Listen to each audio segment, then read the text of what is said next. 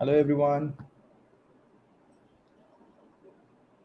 अगर मेरा बात आप लोगों को सुनाई दे रहा है तो नीचे कमेंट करो ताकि मुझे पता चले कि आप लोग मुझे सुन सकते हो। मैं थोड़ा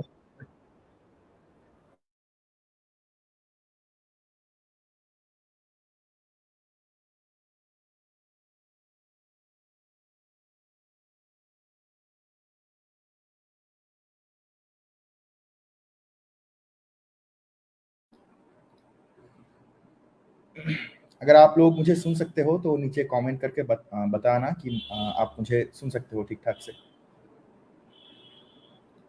मैं थोड़ा बहुत वेट करूंगा। अभी तक हमारे साथ बहुत ज़्यादा जो है ना वो बंदे इधर पे ज्वाइन नहीं हुए, तो थोड़ा बहुत वेट कर लेते हैं, बाद में जाके हमारा जो लाइव है वो स्टार्ट होगा। मैं एक बार ग्रुप पे जाके चेक कर लेता हूँ मेरा लाइव ऑडिबल है कि नहीं। थोड़ा बहुत रुको, मैं एक बार चेक कर लेता हूँ।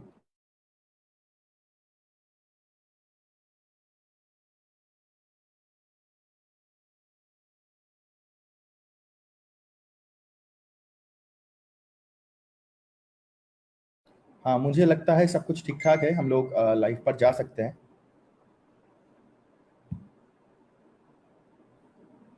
ठीक है। हमारा आज का लाइव का जो टॉपिक था वो ये था कि हम लोग कैसे हमारा स्टोर को ऑप्टिमाइज करें, और हमारा जो फेसबुक ऐड है उस पर हम लोग इफेक्टिवली कैसे प्रोडक्ट को टेस्ट करें।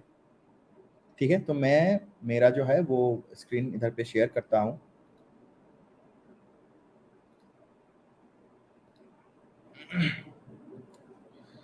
ठीक है, चलो तो हम लोग लाइव स्ट्रीमिंग पर मूव करते हैं। इस लाइव स्ट्रीमिंग के बाद अगर किसी का कोई क्वेश्चंस है तो वो ग्रुप पर पोस्ट कर देना, हम लोग उसको चेक करके आप लोगों को आंसर दे देंगे। तो हमारा जो स्टोर है प्लस बेस पर या फिर शॉप बेस पर, तो हमें कुछ चीज़ें याद रखना है ताकि हम लोग उसको अप्लाई करके हमारी स्टोर का जो सीआर है इसको बेटर कर सके। तो मैं पहले वेबसाइट का जो कलर है इसको लेके थोड़ा बहुत बात करना चाहता हूँ।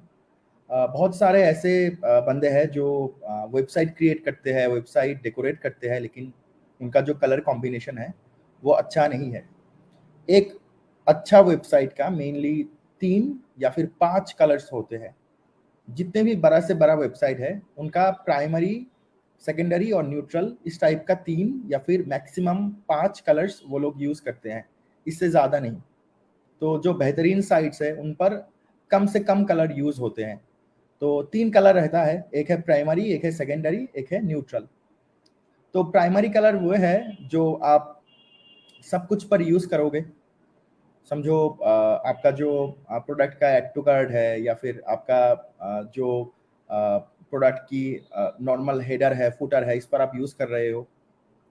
ठीक है, अगर आप हेडर और फुटर पर एक कलर यूज करते हो तो ठीक ऑपोजिट जो कलर है वो सेकेंडरी कलर पर जाएगा ताकि आपका एड टू कार्ट का बटन विजिबल हो। मैं फिर से एक बार रिपीट करता हूँ। समझो वेबसाइट पर हेडर है, फुटर है और बॉडी है। आप एक ऐसा कलर चुनो जो आप हेडर और फुटर पर यूज करोगे, और उससे जो अलग है, जो बिल्कुल ऑपोजिट कलर है, आप उसको सेकेंडरी कलर पर चूज करोगे और उस वो आपका एड टू कार्ट बटन पर रहेगा। और न्यूट्रल कलर जो है वो समझो आपकी जो फॉन्ट है या फिर टेक्स्ट है इस पर रहेगा। ये करीबन सब समय ब्लैक या फिर थोड़ा बहुत ग्रे साइड का होता है। तो प्राइमरी और सेकेंडरी कलर बिल्कुल ऑपोजिट होना चाहिए, और न्यूट्रल कलर जो है वो आपकी जो टेक्स्ट वगैरह है इस पर होना चाहिए।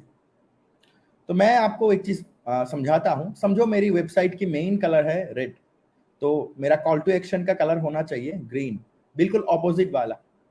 सेम टू सेम है। अगर आपका मेन मेन वेबसाइट है ब्लू कलर, तो आप ऑपोजिट को पकड़ोगे। ऑपोजिट क्या है? ब्लू की ऑपोजिट पर है येलो, तो आपको येलो कलर की एड टू कार्ट बटन डालना है। इस टाइप से आपकी वेबसाइट का सीआर जो है वो ऑप्टिमाइज होगा। मैं आपको इधर पे 3 add to cart button show कर रहा हूं।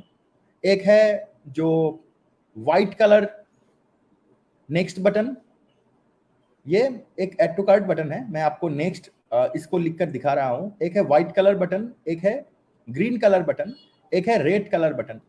तो आप कौन सी या फिर कौन सा वाला बटन चुनोगे? अगर आपको किसी वेबसाइट पर मैं भेजता हूं तो आप कौन सा ऐड टू कार्ट बटन को देखोगे तो आपको लगेगा कि ये सेफ है? अगर वेबसाइट की कलर रेड है, अगर आप रेड कलर ही ऐड टू कार्ट का बटन देखते हो तो आपको अच्छा नहीं लगेगा, क्योंकि वो कॉल टू एक्शन जो है वो आप टेक नहीं कर सकते, या फिर आपको वो बटन है कि नहीं ये आपको मालूम नहीं पड़ेगा। तो ये एक एग्जाम्पल है आपको दिखाने के लिए। तो आप अगर ग्रीन या फिर व्हाइट वाला चूज करते हो तो ठीक ठाक है, अगर आप रेड चूज करते हो तो कुछ गलत है। नॉर्मली कोई एक बंदा अगर red colour add to cart button देखता है या फिर रेड कलर कोई बटन देखता है तो वो वार्निंग या फिर डेंजर का साइन होता है। मैक्सिमम टाइम पीपल उसको क्लिक नहीं करते। मैं इधर पे जो जो बाकी ई कॉमर्स साइट है उन पर जो भी ऐड टू कार्ट का कलर है या फिर बाय नाउ बटन का कलर है, जो मैक्सिमम यूज होता है उसका एक रेशियो मैं इधर पे दिखा रहा हूं। तो मैक्सिमम लोग ग्रीन कलर को ऐड टू कार्ट या फिर बाय नाउ बटन पर यूज करते हैं, और same to same blue colour को भी यूज करते हैं, और इधर पे जो आप दिख रहा है आपको ऑरेंज कलर, इसको भी बहुत ज्यादा इंसान चूज करते हैं। लेकिन इन पर एक चीज कॉमन है, अगर कोई एक बंदा ग्रीन कलर को उसकी वेबसाइट पर यूज करता है तो उसका बेसिक जो कलर है, मेन कलर है वेबसाइट का, उसका रेड होना चाहिए। अगर आप ब्लू को पकड़ो, अगर ब्लू ऐड टू कार्ड आप डाल रहे हो, तो अगर मैं इस चार्ट को देखूं तो मेरा वेबसाइट अगर ब्लू होता है तो मेरी ऐड टू कार्ड होना चाहिए ऑरेंज कलर। अगर मेरी ऐड टू कार्ड है ब्लू कलर तो वेबसाइट होना चाहिए ऑरेंज कलर। और एक चीज, आप सब लोग प्लस बेस को यूज कर रहे हो, सेल ला रहे हो, लेकिन आप सब लोग जो है अपसेल, प्रोडक्ट रिव्यूज या फिर बूस्ट कन्वर्ट, ये सब ऐप आप यूज नहीं कर रहे हो। आप ऐप को ऑन नहीं करके बाकी सब कुछ कर रहे हो।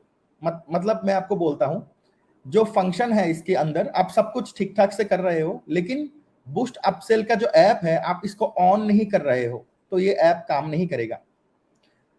समझो आप एक सेल ला रहे हो, उस एक सेल पर 2 या 3 अपसेल भी आप ला सकते थे।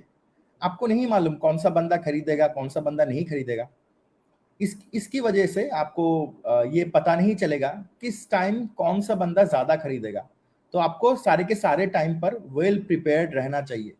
तो boost convert, product reviews, boost जो अपसेल है, ये सारे के सारे एप्स आपको फ्री पर मिल रहे हैं। आपको इसको ऑन करके रखना है, और इन इन पर जो भी सेटिंग्स वगैरह है ये आपको थोड़ा बहुत चेक करके लेना है, ठीक है।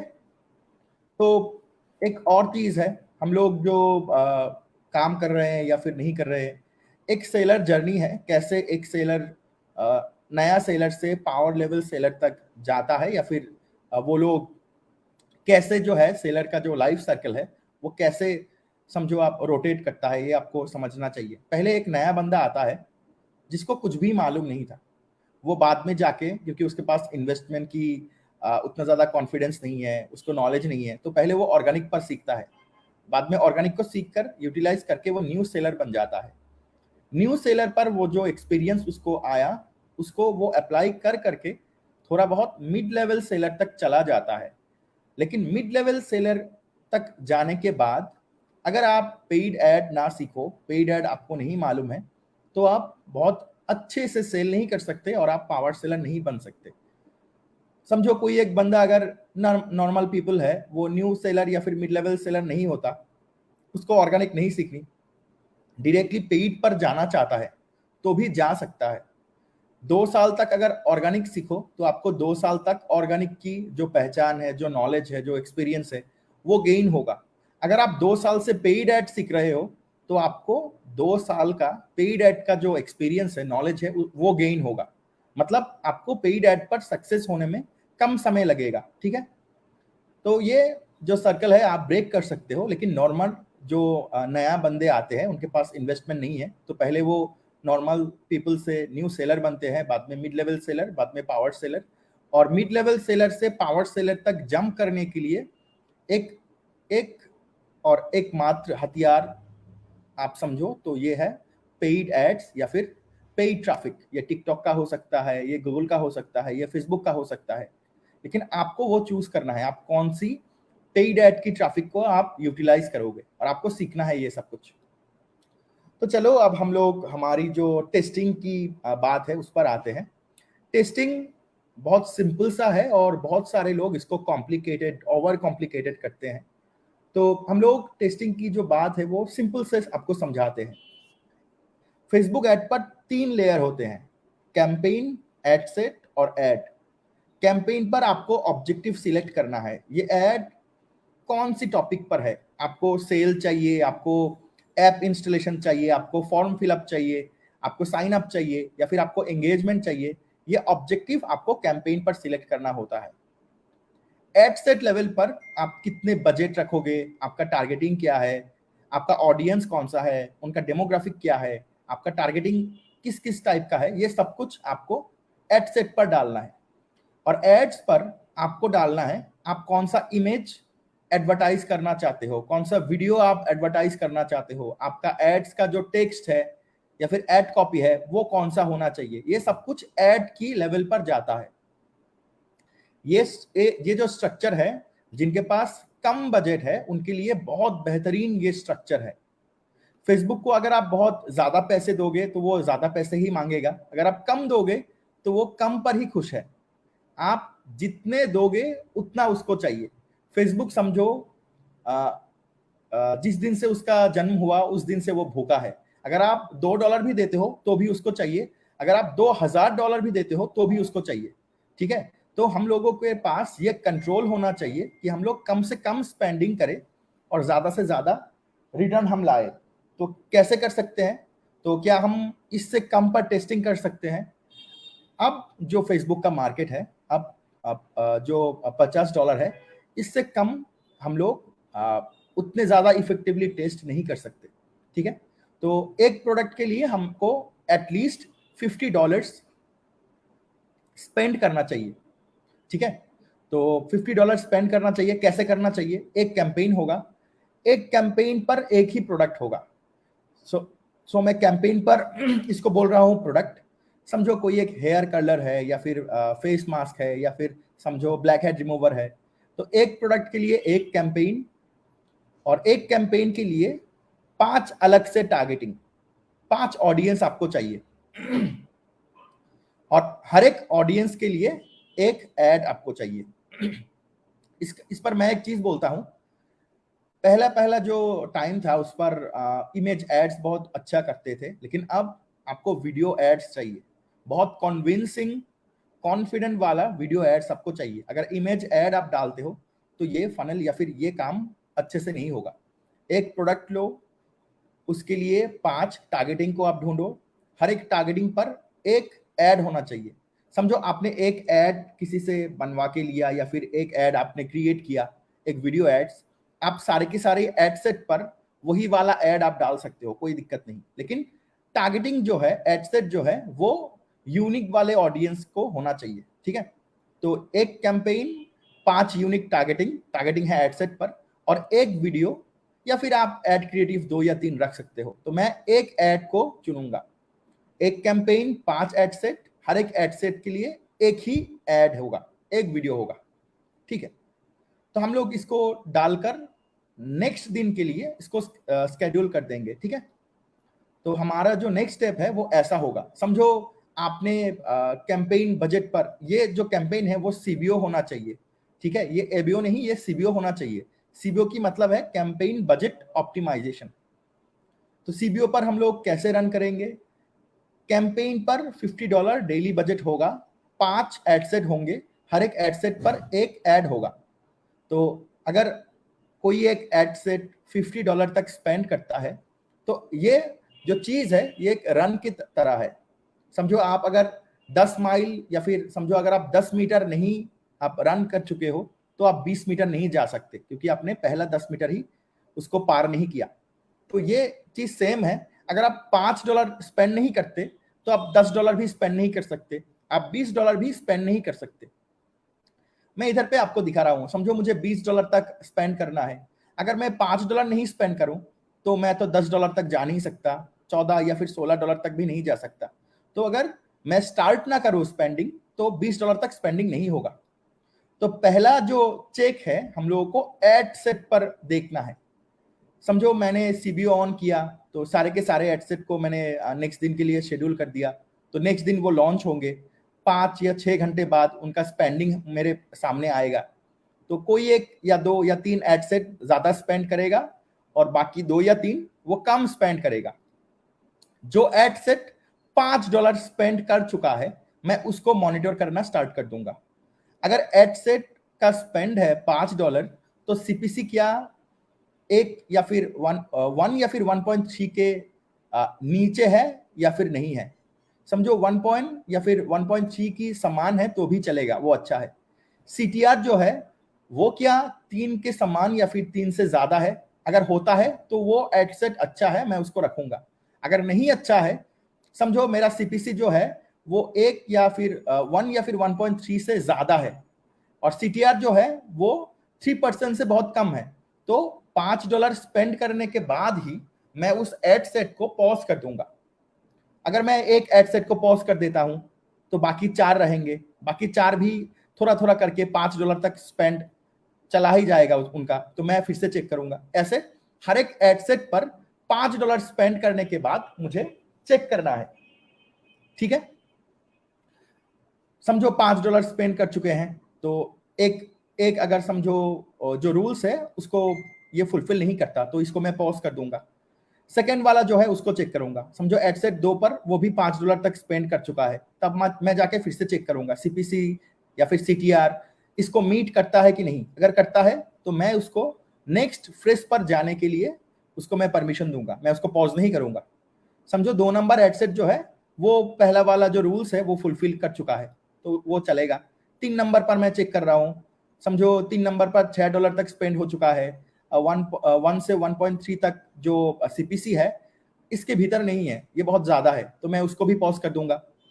समझो मैं सारे के सारे जो एडसेट है इस पर 1 या 2 एडसेट मुझे ऐसा मिलेगा जो ये पहला वाला रूल को फॉलो करेगा। ये रूल का मतलब क्या है, इस रूल पर आपको जो भी मिलेगा वो एक बेहतरीन सा क्वालिफाइड एडसेट है जो अच्छा रिजल्ट आपको दे सकता है। आपको आपका कॉस्ट को मिनिमाइज करना है, आपको रिस्क को मिनिमाइज करना है। तो समझो ये $5 तक जो स्पेंड है उसको फुलफिल कर चुका है, तब जाके मैं $10 तक स्पेंड करके देखूंगा $10 पर मुझे एक एड टू कार्ट या फिर एक से ज्यादा एड टू कार्ट मिला कि नहीं। अगर मिलता है तो नेक्स्ट पेज पर जाने दूंगा, अगर नहीं मिलता है तो $10 स्पेंड करने के बाद ही मैं उसको पॉज कर दूंगा। ठीक है, इस टाइप से अगर कोई एक एड सेट $10 का जो रूल्स है इसको फॉलो कर लेता है, मीट कर लेता है, तो मैं $14 तक उसको देखूंगा। $14 पर मेरे पास 2 या फिर 2 से ज्यादा एड टू कार्ट है या फिर एक से ज्यादा इनिशिएटेड चेकआउट है। अगर है तो मैं इसको चेक करूंगा। ठीक है, अगर है तो ठीक है, अगर नहीं है तो पॉज। बाद में जाके मुझे $16 पर चेक करना है, क्या मेरे पास एक या एक से ज्यादा परचेज है या फिर 3 से 4 एड टू कार्ट या फिर 2 से ज्यादा इनिशिएटेड चेकआउट है $16 पर। अगर है तो चलेगा ये एड सेट, अगर नहीं है तो पॉज। इस टाइप से मुझे जो एड स्पेंड है अगर 20 है तब जाके मुझे चेक करना है क्या मेरे पास $20 स्पेंड करने के बाद एक परचेस है या फिर एक से ज्यादा परचेस है। अगर होता है तो चलेगा, अगर नहीं होता है तो वो एड सेट पॉज। ठीक है, तो मैं इधर पे वही बात सेम फिर से बोल रहा हूं। समझो मेरे 20 तक है, 20 तक रूल्स है, तो कोई एक एड सेट अगर $20 तक नहीं चलेगा तो मुझे कैसा लगेगा या फिर मुझे कैसे मालूम पड़ेगा कि वो एड सेट अच्छा है कि नहीं। हम हर एक एड सेट को 1 2 3 4 5 बार चांस दे रहे हैं। पहला बार जब चांस दूंगा $5 पर, अगर वो जो रिक्वायरमेंट्स है जो रूल्स है वो मीट करता है तो रहेगा। समझो पहला चांस पर ही वो गलत निकला तो मुझे पहले ही चांस पर उसको पॉज कर देना है। समझो दूसरा चांस दिया, $5 से $10 तक देख रहा हूं, अगर $10 तक वो मुझे एड टू कार्ट नहीं दे रहा है तो सेकंड चांस पर मैं उसको पॉज कर दूंगा क्योंकि वो अच्छा नहीं है। लेकिन हर एक जब आप चेक करने वाले हो हमें हर एक बार सेम रूल्स अप्लाई करना है। अगर एड सेट $5 तक स्पेंड नहीं हुआ है अभी तक तो वेट करना है, होने के बाद चेक करना है। इधर पे सिंपल सा 2 रूल्स है। $5 स्पेंड करने के बाद वो रहेगा या फिर आप उसको पॉज कर दोगे। इसके बीच पर कुछ नहीं है। ऐसा नहीं है कि चलो इसको रख के देखते हैं, ऐसा नहीं है। अगर रूल्स नहीं मीट करता तो वो आइदर वो कंटिन्यू करेगा या फिर पॉज करेगा। अगर रूल्स मीट करता है तो कंटिन्यू, रूल्स मीट नहीं करता है तो पॉज। इस पर कोई इमोशनल चीज नहीं है। ऐसा नहीं है कि आप इमोशनल हो, आपको दिख रहा है ये शायद अच्छा करेगा, $5 पर रिजल्ट अच्छा नहीं है, $10 तक स्पेंड करके देखता हूं शायद अच्छा होगा। ऐसा बिल्कुल नहीं होगा। मेरी एक्सपीरियंस से आप इसको थोड़ा बहुत एज्यूम करो या फिर थोड़ा बहुत जानो। ये जो बिहेवियर है, अगर वो विनिंग एड है तो पहले ही वो खुद का जो रंग है वो दिखाना स्टार्ट कर देगा। आपको वेट करने की जरूरत नहीं है। तो कोई इमोशनल डिसीजन मत लो। अगर वो रूल्स मीट नहीं करता है तभी तभी पॉज कर दो, ठीक है। तो आप हर एक एड सेट को ये जो चीज है इस पर आप लाके चेक करोगे। $5 पर रूल्स मीट किया, हाँ किया, रखूंगा। नहीं मीट किया, उसको मैं पॉज कर दूंगा। पहला जो मीट कर चुका था वो $10 पर अच्छा कर रहा है कि नहीं, अगर कर रहा है तो चलेगा, नहीं कर रहा है तो पॉज। इस टाइप से आपको हर एक एड सेट पर, अगर कोई एक एड $5 पर ही पॉज हो चुका है, रूल्स नहीं मीट कर रहा, तो $20 तक उसको घसीट के ले जाने की जरूरत नहीं है। $5 पर अच्छा नहीं है तो उसको $5 पर ही आप बंद कर दो, ठीक है। समझो मेरा सीबीओ जो है उस पर मुझे 3 या 4 नंबर जो एड सेट है उन पर मुझे अच्छा रिजल्ट मुझे मिल रहा है। तब जाके मैं क्या करूंगा, तो रिजल्ट मुझे मिल रहा है। मेरा इनिशियल जो रेशियो था, एक कैंपेन 5 मेरा एड सेट थे, हर एक एड सेट पर एक करके ऐड था। तो मैं जब इनको चेक करके मैं काट दूंगा या फिर पॉज कर दूंगा, मुझे ये रेशियो मेंटेन करना है। समझो जो 3 नंबर एड सेट है इस पर से मुझे एक सेल मिला, जो 4 नंबर एड सेट है इससे मुझे 2 एड टू कार्ट मिले। तो बड़ा कौन हुआ, जिससे मुझे सेल मिला है वो बड़ा है। तो मुझे ये जो कैंपेन है इस पर 1:5 का जो रेशियो है उसको मेंटेन करना है। तो मैं क्या करूंगा, मैं चाहूं तो एडसेट जो 3 है वो बेहतरीन है, इसको मैं 2 बार डुप्लीकेट कर लूं, और एडसेट 4 मुझे 2 एड टू कार्ट दे चुका है, इसको भी मैं एक चांस दे दूं।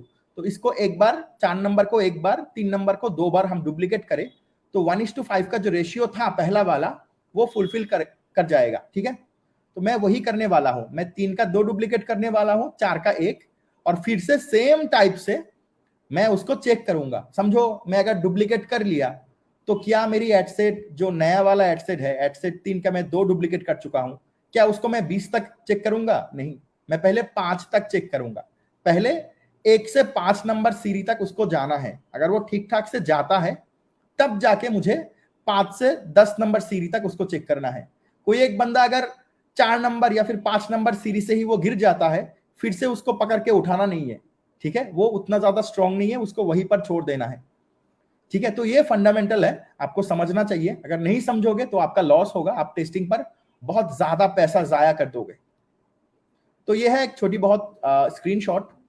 अगर आपके पास कोई क्वेश्चंस वगैरह है या फिर कुछ है तो आप डाल सकते हो। आप इधर भी डाल सकते हो या फिर हमारी जो ग्रुप है आप ग्रुप पर भी वो डाल सकते हो, ठीक है।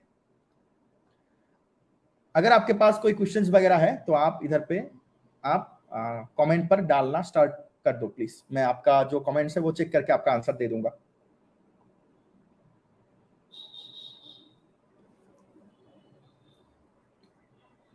मैं वेट कर रहा हूं आप लोगों की क्वेश्चंस के लिए।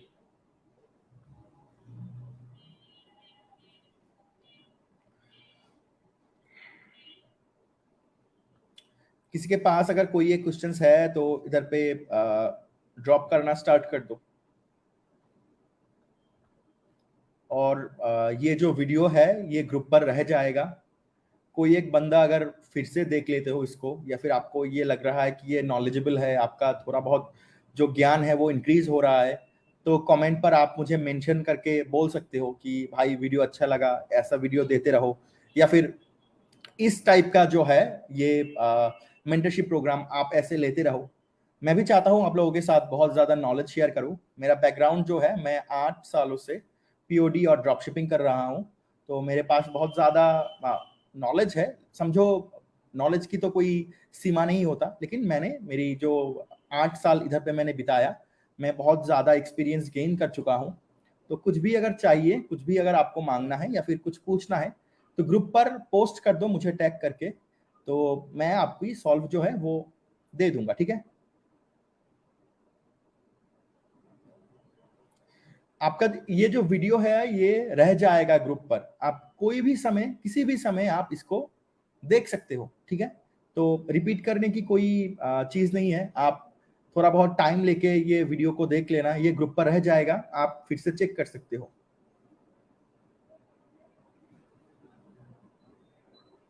ठीक है, तो आज का मैं आप लोगों की बहुत ज्यादा क्वेश्चंस वगैरह नहीं इधर पे देख रहा हूँ।